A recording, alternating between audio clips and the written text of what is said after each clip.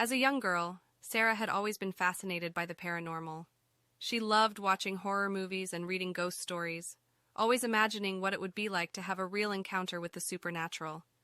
She never expected that her dream would become a reality. It was a warm summer night, and Sarah was lying in bed trying to fall asleep. But something felt off. She couldn't quite put her finger on it, but she knew that she wasn't alone in her room.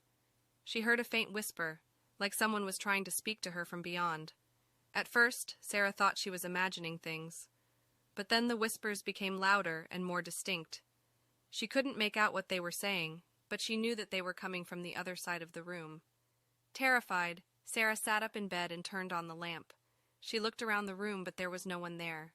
She tried to shake it off and convince herself that it was just her imagination, but the whispers continued, growing louder and more urgent. Feeling brave, Sarah got out of bed and walked towards the source of the whispers. As she approached the closet, the whispers grew louder and more frantic.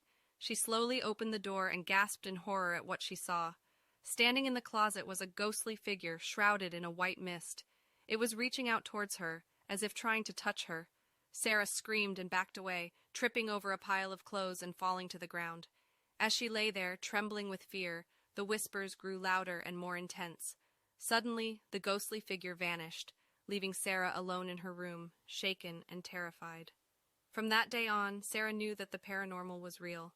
She had experienced it firsthand, and it was more terrifying than she could have ever imagined. The whispers from beyond still haunted her, reminding her that there was more to the world than what she could see with her own eyes.